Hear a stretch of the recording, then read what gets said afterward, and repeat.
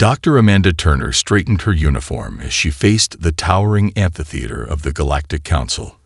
The crystalline chamber held representatives from over 300 species, their varied forms illuminated by the soft glow of Centauri Prime's triple suns. She maintained her composure despite the growing wave of chittering laughter echoing through the chamber. "Honorable Council members," she began, her voice steady. "Earth's orbital defense platform represents decades of research and development." "Decades," interrupted Ambassador Kovacs, his luminescent tendrils pulsing with amusement. "My species developed quantum shielding in mere solar cycles. Your primitive kinetic weapons are relics of a bygone era." Admiral James Davidson, standing at parade rest behind Dr. Turner, watched the proceedings with carefully measured indifference. His weathered face betrayed nothing, though his eyes tracked every dismissive gesture and condescending smile in the chamber. The harder they laughed, the more certain he became that their deception was working. "The defense platform's main cannon system," Dr. Turner continued, bringing up a deliberately simplified hologram, "can accelerate projectiles to projectiles." The Zelvan representative's crystalline form sparkled with mirth. "Even the most basic shield harmonics can deflect physical objects. Perhaps we should send our primary school teachers to assist your weapons development." More laughter rippled through the chamber. Lieutenant Emily Parker, manning the presentation controls, glanced at Admiral Davidson. He gave her the briefest of nods. Their carefully crafted primitive design was having exactly the intended effect. Back on Earth, Colonel David Anderson stood in the real control center of the defense platform, watching the council feed. Around him, hundreds of technicians monitored the platform's true systems: quantum-entangled targeting arrays, gravity manipulation cores, and magnetic acceleration chambers that made their public specifications look like toys. The defense platform also incorporates traditional armor plating. Dr. Turner was cut off again, this time by the Vorkath representative, whose species' recent military expansions had prompted this very presentation. "Your reliance on physical barriers is charming," the Vorkath sneered, its scaled face contorting into what passed for a smile in their species. "Perhaps next you'll show us your wooden warships." Dr. Turner maintained her composure, though she allowed a flicker of apparent frustration to cross her face. Exactly as planned. Every reaction, every seemingly amateur design choice, had been choreographed to reinforce their enemies' assumptions about human technological development. Lieutenant Parker's fingers danced across her console, bringing up the next series of deliberately unimpressive specifications. As she worked, her other screen displayed the real-time analysis of alien shield frequencies. Her sensors were gathering from the assembled representatives' personal protection devices. Each dismissive laugh gave them more data, more weaknesses to exploit. The platform's power systems, Dr. Turner soldiered on, showing reactor designs that any first-year engineering student could improve upon. Draw energy from solar collection arrays. Enough. The Vorkath representative stood, its ceremonial armor glinting. "We came to evaluate Earth's readiness for full council membership. Instead, we find you barely beyond combustion engines.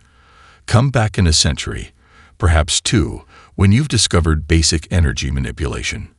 Admiral Davidson stepped forward, playing his role perfectly. "We understand your concerns," he said, his voice carrying just the right amount of wounded pride. "Earth will take your recommendations under advisement." As the human delegation gathered their materials, the chamber filled with conversations in 100 different languages, all sharing the same sentiment. Earth was hopelessly outmatched in the galactic arena.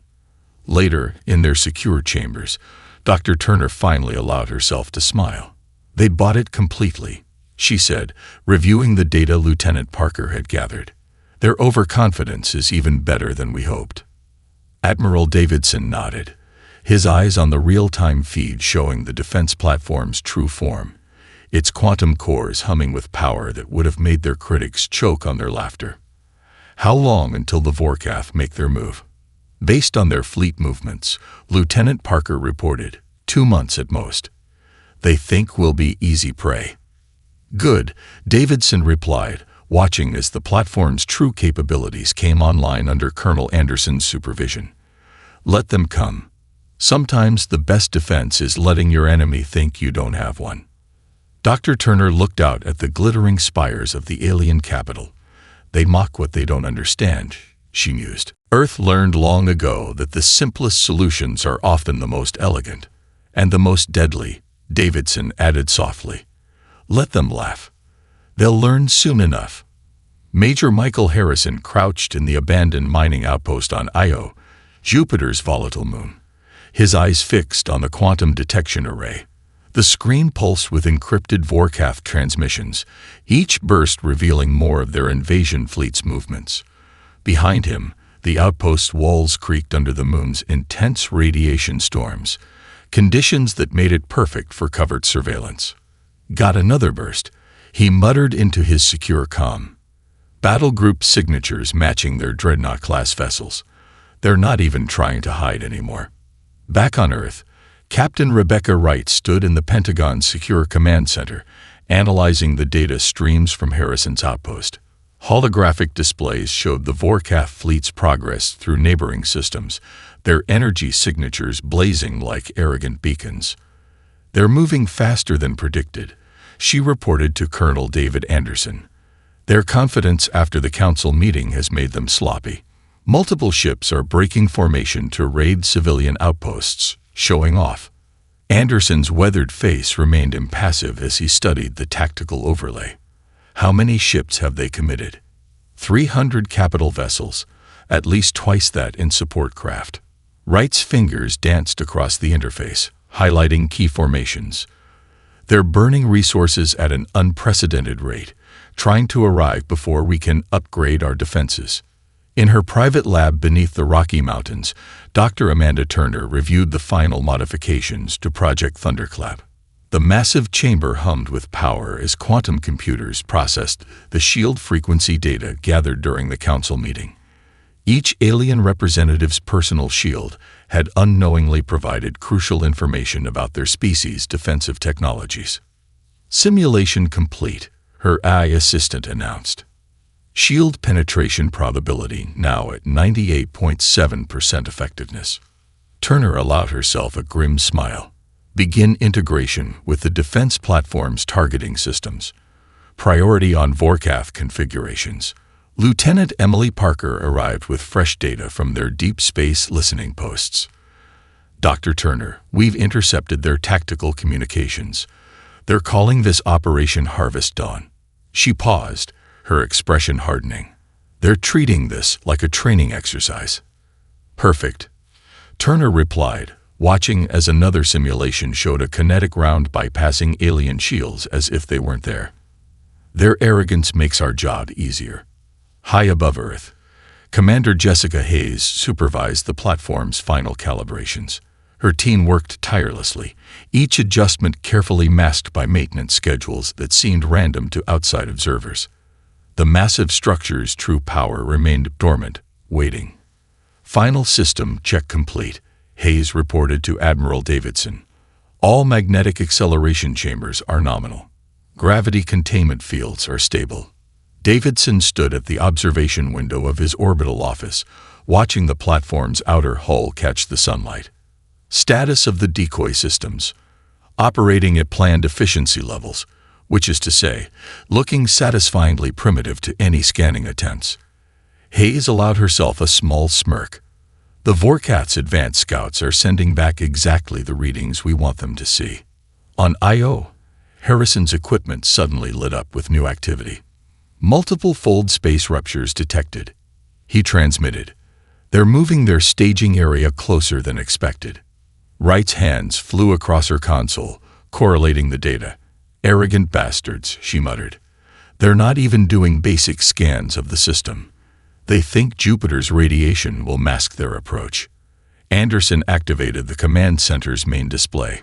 Time to completion for Project Thunderclap. 96 hours. Turner reported from her lab. We'll be ready. We'll have to be, Davidson replied, his voice calm despite the tension building in the room. Their fleet movements suggest they've moved up their timeline. Confidence has made them reckless. Hayes watched as another maintenance crew carefully adjusted the platform's primitive outer plating, behind which lay enough firepower to vaporize a small moon. All these years of playing the backward species, letting them think we never advanced beyond basic spaceflight. Sometimes I wonder if we've overdone it. No such thing as too careful, Anderson responded. Earth learned its lessons about showing off military superiority centuries ago. Let them think us primitive. Let them underestimate everything we've built. Their overconfidence is a weapon we've spent decades sharpening. As the sun set over the Pentagon, Wright looked at the tactical display one last time. The galaxy's about to learn why humanity survived all those centuries of warfare, she said softly. We never forgot how to fight. We just learned when to show our hand. In the depths of space, the Vorkath fleet accelerated toward Earth, their commanders already planning victory celebrations. They never noticed the quantum surveillance probes tracking their every move, or the defense platform's cores powering up for the first time since its construction. The trap was set. All that remained was to wait for them to spring it. General Thomas Reynolds stood in the orbiting command center, watching as the first wave of Vorkath ships emerged from fold space. Their massive forms blotted out the stars, energy shields shimmering with arrogant display patterns meant to showcase their supposedly superior technology. Multiple contacts, Lieutenant Parker announced, her voice steady despite the tension. Counting 76 capital ships in the vanguard. Energy signatures matched their planet-killer-class vessels. The Vorkath fleet moved with deliberate slowness, their formations spreading out like a massive net around Earth's orbital defense grid. Their confidence was evident in every movement. No evasive patterns, no attempt at tactical positioning. They're broadcasting, Commander Hayes reported from her station.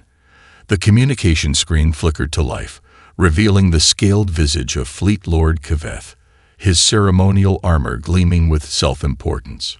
Primitive humans. Kiveth's translator boomed. Your pathetic defenses insult us. Surrender now, and we may preserve your species as a curiosity for future generations to study. Reynolds exchanged glances with Admiral Davidson. They had expected posturing, but this level of theatrical superiority exceeded their predictions. Perfect. No response, Davidson ordered quietly. Let them think we're paralyzed with fear. On the lunar surface, Dr. Turner and her team monitored the incoming fleet's shield frequencies. Each ship broadcasted its defensive capabilities like a peacock displaying its feathers, unwittingly providing crucial targeting data. They're using standardized shield configurations, Turner reported. No variations, no backup frequencies. They've never needed them before. The Vorkath fleet continued its advance, spreading out to surround Earth's orbital platforms. Their ships dwarfed the human constructions, making the defense grid look like children's toys in comparison. Enemy fleet is adopting siege formation, Captain Wright announced from her tactical station. They're positioning for a synchronized shield burst, standard intimidation protocol. The alien ships began to glow, their energy shields brightening until they rivaled the sun. The display was meant to demonstrate their power, to show Earth exactly what they faced. Warning shot detected, Parker called out. A Vorkath cruiser fired a plasma burst that deliberately missed the defense platform, its energy splash calculated to demonstrate their weapon's power. Kiveth's image reappeared. Your silence speaks of wisdom finally taking root. Submit, and we will be merciful. Resist. Another plasma burst, closer this time, lit up space like a newborn star. In the Pentagon's underground command center, Colonel Anderson watched the tactical display with practiced calm. All stations report ready, he announced. Magnetic containment fields at full power.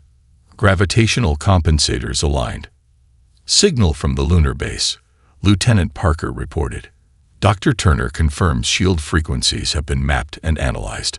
All targeting solutions uploaded and verified. The Vorkath fleet finished their encirclement, their massive ships now forming a perfect sphere around Earth.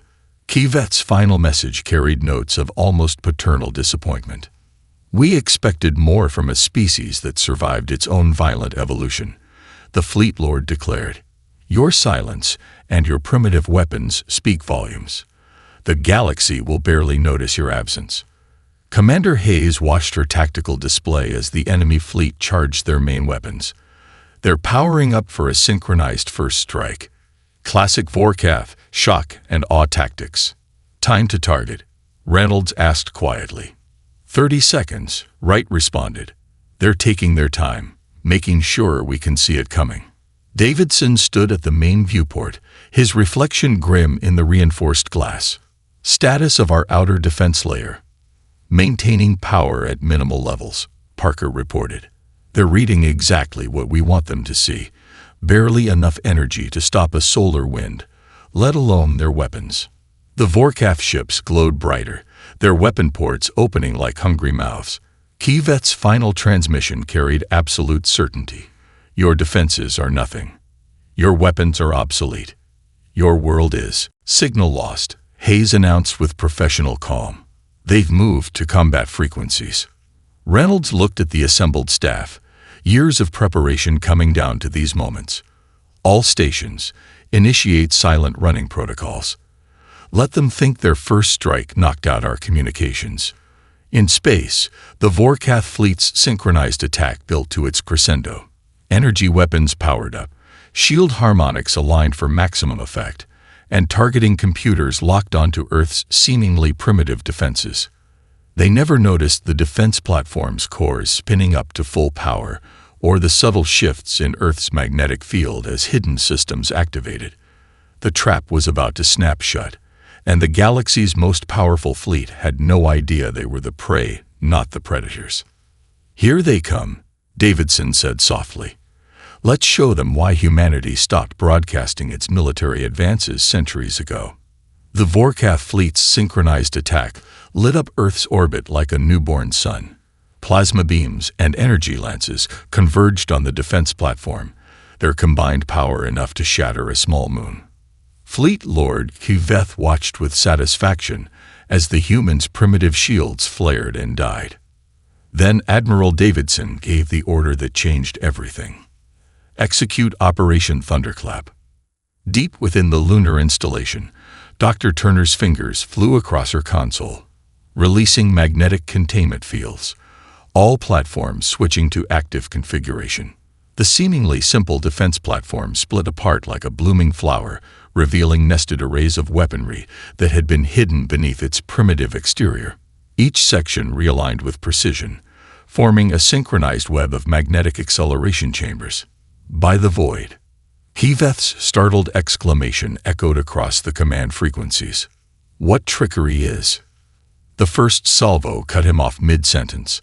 Projectiles accelerated by Earth's magnetic field streaked across space at relativistic speeds. The Vorkath's energy shields, optimized for deflecting plasma and energy weapons, might as well have been tissue paper.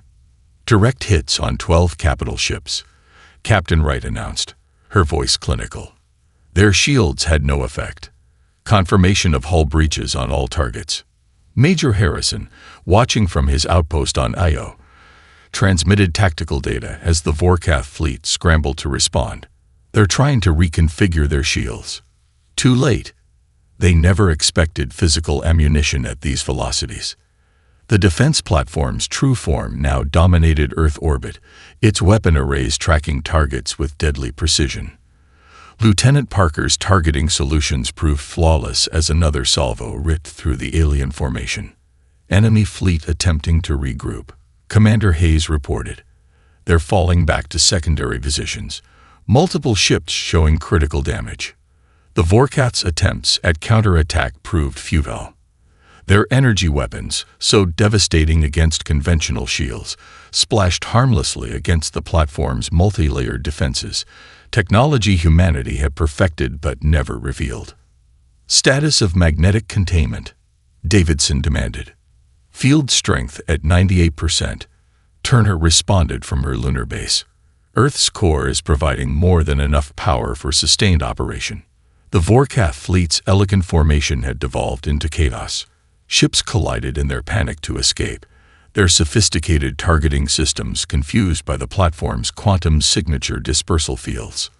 "Message from Fleet Lord Kaveth," Parker announced. "They're demanding to know how we concealed this technology from their scans." No response, Davidson ordered, watching another salvo tear through the alien armada. "Let them think about every time they mocked our primitive technology." Colonel Anderson's voice came through from the Pentagon. Second wave of platforms activating. Gravitational lenses aligned and ready. The space around Earth's orbit distorted as hidden gravitational weapons activated. Vorkath ships found themselves caught in artificial gravity wells, their own mass becoming a weapon against them. 15 more capital ships confirmed destroyed, Wright reported. Their fleet cohesion is breaking down completely. No sign they've developed any effective countermeasures. Commander Hayes allowed herself a small smile as she watched the supposedly invincible Vorkath fleet fall apart. They're transmitting distress calls on all frequencies, begging for reinforcements. "Let them call," Davidson said quietly. "Let the galaxy see what happens when they mistake patience for weakness." The defense platform's weapon arrays continued their deadly work with mechanical precision. Each shot was calculated to not just destroy but to demonstrate, showing the galaxy that humanity's obsolete kinetic weapons had never stopped being lethal. "Enemy fleet at 60% losses," Parker updated. "Remaining ships are attempting emergency fold space jumps. Their formations are completely broken."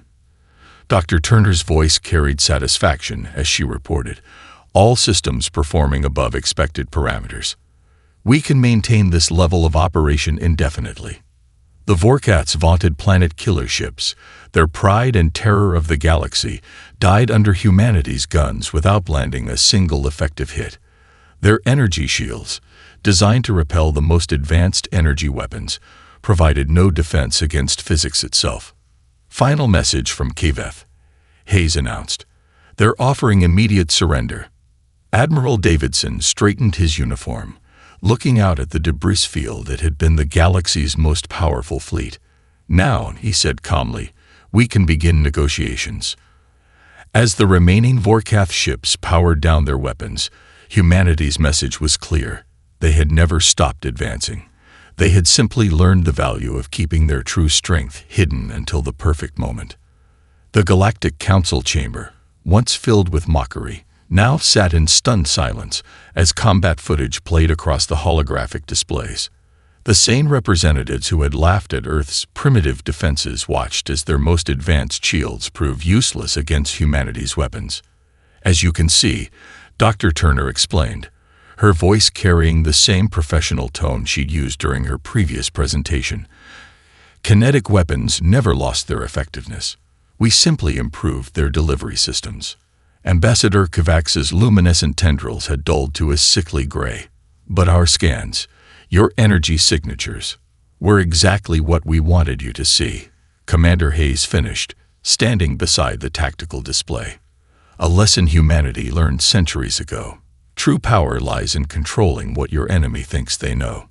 Lieutenant Parker stepped forward, bringing up detailed analysis of the battle. The Vorkath fleet's shield configurations were standard across all known spacefaring races, all based on the assumption that energy weapons were the only viable threat in modern combat. "An assumption we encourage," Admiral Davidson added, his calm demeanor a sharp contrast to the agitation spreading through the chamber. "Every time you mocked our outdated technology, you confirmed our strategy was working." The Zelvan representative's crystalline form trembled as it spoke. "The magnetic acceleration technology alone. You had this capability for decades." "Longer," Colonel Anderson confirmed. "Earth's magnetic field provided all the power we needed. We simply waited for the right moment to demonstrate it." Captain Wright activated another tactical display, showing the gravitational weapons in action. "Your civilizations focused so heavily on energy manipulation, you forgot the fundamental forces of physics. Mass and velocity don't care about shield harmonics." The chamber erupted in urgent discussions as representatives realized the full implications. Humanity hadn't been struggling to catch up. They had been quietly advancing in directions no one had considered. The Vorkath Empire demands reparations. Their new ambassador rose, though with notably less arrogance than his predecessor. This deception was preceded by your unprovoked invasion attempt, Major Harrison interrupted, playing back the fleet's initial transmission. Your forces announced their intention to eradicate our species. The galaxy witnessed your aggression. Dr. Turner brought up schematics of the defense platform's public design. Every component we showed you was real. You simply made assumptions about their purpose and limitations. Assumptions we never corrected. Your own prejudices, Davidson added, were our best defense. You were so convinced of your technological superiority that you never considered we might have taken a different path. The Council's first speaker raised all four hands for silence. This changes the balance of power significantly. Earth's defensive capabilities remain our own, Anderson stated firmly. Though we are open to defensive alliances with peaceful civilizations. Parker updated the display to show the extent of Vorkath fleet losses. Our weapons were calibrated for maximum effectiveness against their specific shield configurations. A demonstration of precision, not just power. And a warning, Hayes added quietly. Earth values peace, but we have never forgotten how to defend ourselves. The chamber's mood had shifted dramatically from the previous meeting, where there had been mockery. Now there was careful calculation. Species that had dismissed Earth as a primitive backwater were suddenly reevaluating centuries of interaction. The defense platforms, Kovacs ventured, their true capabilities remain classified. Turner cut in smoothly, as do our other defensive systems. That caused a stir. Ambassador after ambassador realized the same thing. If humanity had hidden this level of technology, what else had they developed in secret? Earth extends its hand in friendship, Davidson concluded, but we will not be sharing military technology. We believe every species should develop along its own path. As the council session ended, Dr. Turner gathered her materials, noting how other representatives now moved cautiously around the human delegation. Their previous condescension had been replaced by something between respect and fear. They'll be watching us more closely now, Parker observed quietly. Let them watch, Anderson replied. They'll see exactly what we want them to see. In the space around Earth, the defense platforms had resumed their seemingly dormant state, once again looking like simple, primitive constructions. But now the galaxy knew. Appearance and reality weren't always the same, especially when dealing with humans.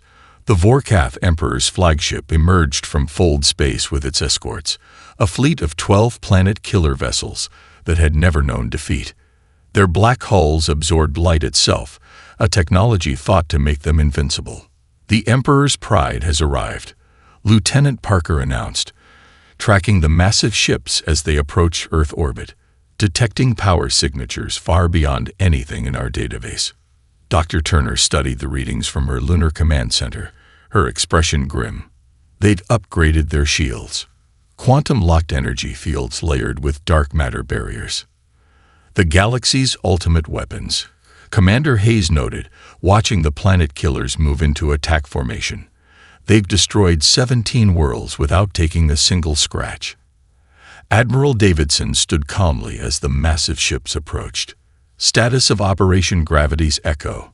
Ready. Anderson responded from the Pentagon bunker.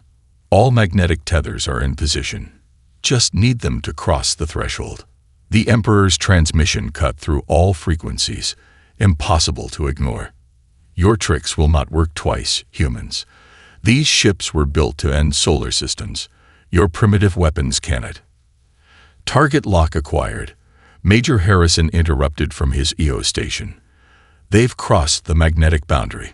Field strength at optimal levels. Execute, Davidson ordered quietly. Dr. Turner's fingers flew across her console, activating gravity manipulation array, converting their mass advantage. Now, the space around the planet killers distorted as hidden gravitational projectors activated. The supposedly invincible ships suddenly found their own enormous mass used against them. their dark matter-enhanced hulls creating gravitational lenses that focused and redirected the force. By the void, the Emperor's voice lost its arrogance as his flagship began to twist. "What is this primitive?" "The bigger they are," Captain Wright quoted softly, watching the massive ship struggle against fundamental physics itself. "Gravity doesn't care about your shield strength, Your Majesty."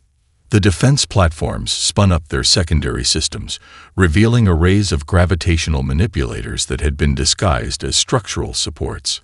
Each one added to the crushing force being exerted on the Vorkath vessels. "Hull integrity failing on 3 planet killers," Parker reported clinically. "Their own mass is creating cascading gravitational effects." The Emperor's Pride, largest of the planet killers, tried to engage its fold space drive to escape. The attempt only made things worse as the gravitational distortions warped the space around it. "Should we offer them the chance to surrender?" Hayes asked, watching as the mighty ships began to buckle under forces they were never designed to resist. "Negative," Davidson replied. "They came to demonstrate their ultimate weapons. Let's finish the demonstration." Dr. Turner activated the final phase of gravity's echo. The defense platforms synchronized their gravitational fields, creating a focused point of immense gravitational force. The planet killers, already struggling, were caught in an artificial singularity of their own enhanced mass. "Multiple hull breaches detected," Wright announced. "Their quantum lock shields are failing under the gravitational stress." The Emperor's transmission became desperate. "This is impossible. You cannot manipulate gravity with such precision. Your technology is still being underestimated." Anderson finished as the first planet killer imploded, its massive form crushed by its own weight. One by one, the invincible ships of the Vorkath Empire died, their supposedly ultimate technology useless against the fundamental forces of physics itself. The Emperor's Pride held out longest, its enhanced systems fighting against the inevitable until the last moment. "All targets neutralized," Parker confirmed as the final echoes of destruction faded. "No survivors detected." Davidson looked out at the debris field that had been the galaxy's most feared weapons. "Send word to the Galactic Council. Earth remains ready to discuss peaceful relations with any civilization that respects our sovereignty." In her lunar base, Dr. Turner began powering down the gravity manipulation systems. "They never considered that we might master gravity itself," she mused, too focused on energy weapons and flashy shields. "Humanity learned long ago," Hayes replied, "that understanding the basics can be more powerful than any superweapon." As cleanup drones began collecting the scattered remains of the planet killers, the defense platforms resumed their seemingly dormant state. Once again, they looked primitive and unimpressive, exactly as intended. "The galaxy's about to get a lot more interesting," Anderson observed. "Think they'll finally stop underestimating us?" "Unlikely," Davidson smiled slightly. "But that's always worked in our favor." Captain Rebecca Wright stood before the Galactic Council's emergency session, her dress uniform pristine, as she presented the after-action report. The chamber, once filled with hundreds of species representatives, now held barely a third of its usual attendance. Fear had kept many away. "The defense platforms operated within expected parameters," she explained, showing sanitized footage of the planet killer fleet's destruction.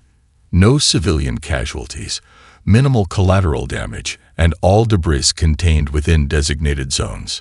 Ambassador Kvax, one of the few who had dared to attend, raised a trembling tendril.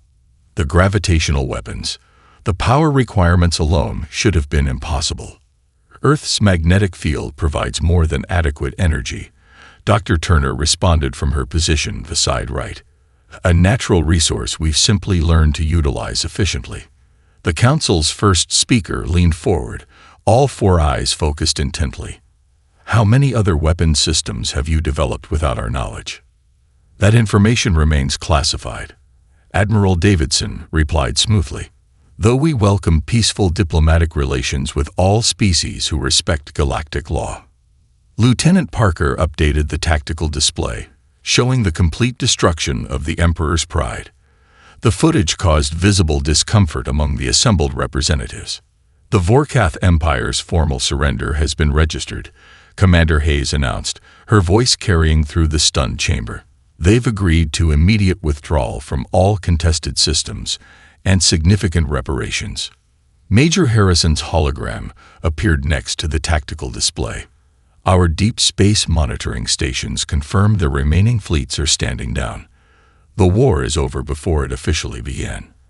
The first speaker's secondary arms twitched nervously. The balance of power has shifted dramatically. Many worlds are concerned about Earth's capabilities.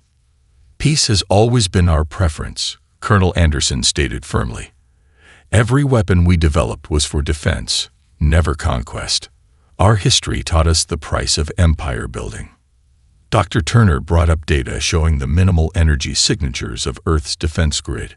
Our platforms remain in their standard configuration, maintaining basic system security. Nothing more. The unspoken message was clear. Humanity's weapons were sheathed but ready. They had never needed to prove their power. The galaxy's own arrogance had forced their hand. Several worlds have already requested defensive alliances, Wright continued, displaying a list of diplomatic overtures. We're evaluating each proposal carefully. And your weapons technology, Kovacs ventured. Surely sharing such advances would benefit. Is not for sale or trade, Davidson cut in firmly. Every species must find its own path of development. We learned that lesson centuries ago. The chamber erupted in urgent discussions. Species that had dismissed Earth as primitive now faced a frightening reality. Humanity had surpassed them in secret, developing technologies they hadn't even considered possible. Your deception, one representative began, was necessary, Hayes interrupted. Your civilizations made assumptions about our capabilities. We simply allowed those assumptions to persist. Parker displayed final footage of the defense platforms, once again appearing dormant and primitive. Sometimes the best defense is letting others underestimate you. As the session concluded, Dr. Turner gathered her materials, noting how the remaining representatives gave the human delegation a wide berth. Their fear was almost palpable. They'll be watching every move we make now, Anderson observed quietly. Let them watch, Davidson replied. They'll see exactly what we want them to see. In Earth orbit, cleanup operations continued.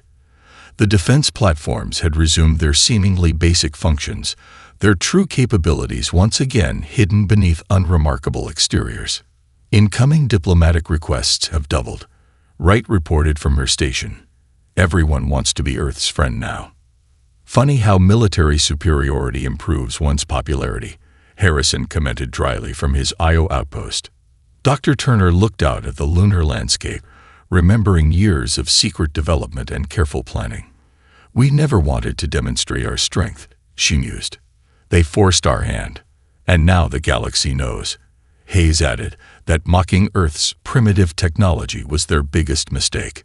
Admiral Davidson stood in his orbital office, watching Earth rotate below.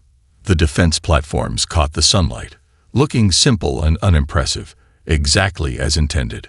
The best victories, he said softly, are the ones where your enemy realizes they never had a chance. Not because you were stronger, but because they never understood what they were facing. The galaxy had learned its lesson. Humanity's patience had been mistaken for weakness, their silence for ignorance. That mistake would not be made again. Admiral Davidson stood in Earth's new galactic embassy, watching representatives from 30 different species file into the conference chamber. 6 months after the Vorkath surrender, the galaxy's political landscape had transformed completely. Status report, he requested quietly into his neural link. Defense grid operating at minimal power. Lieutenant Parker responded from her station. All platforms maintaining standard patrol patterns.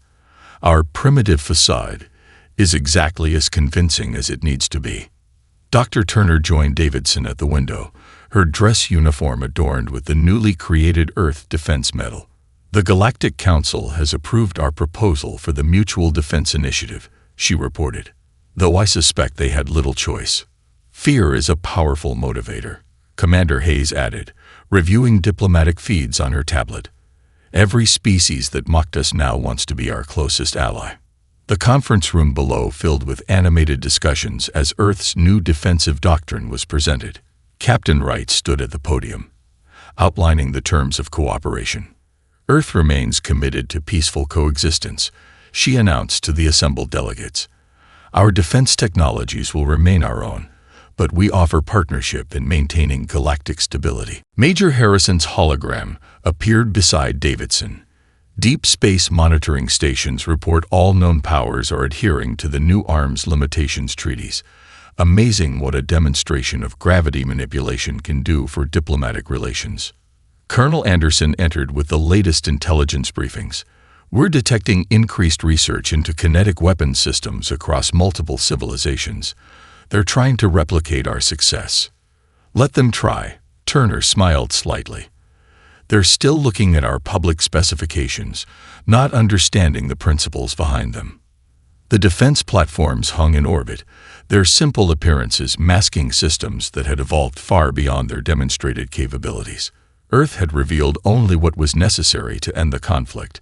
Their true advances remained carefully hidden. The Vorkath Empire's reparations have been fascinating, Hayes noted. Their quantum shield technology has helped confirm several of our theoretical models, and their humility has been educational for the rest of the galaxy, Wright added from her position below. Nothing teaches diplomatic courtesy like watching invincible ships crushed by their own mass. Davidson activated a private holographic display, showing Earth's next generation of defensive systems under development. Projects that would remain classified for decades, perhaps centuries. The Zelvan Confederation is requesting advanced warning if we plan any more demonstrations, Parker reported with a slight smirk. Apparently, their crystalline forms are sensitive to sudden shifts in gravitational fields. Inform them that Earth hopes no further demonstrations will be necessary, Davidson responded, as long as galactic law is respected. Dr. Turner reviewed incoming data from their quantum research facilities. The galaxy's focus on energy weapons gave us decades to explore other paths. They're only now beginning to understand what they missed. In the conference room, Wright concluded her presentation.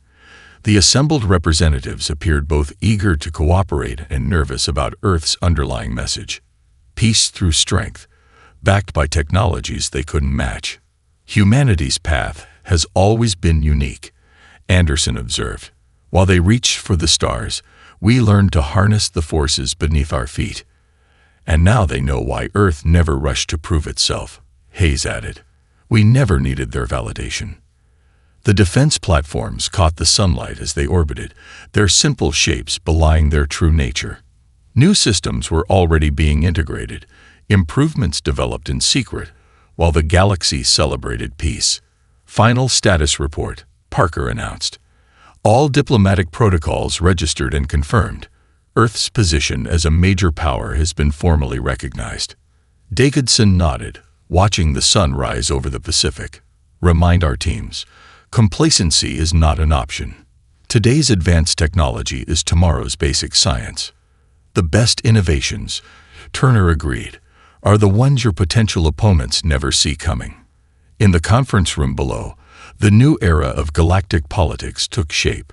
Earth's voice carried weight now, not through shouted demands, but through the quiet confidence of a civilization that had learned the value of patience.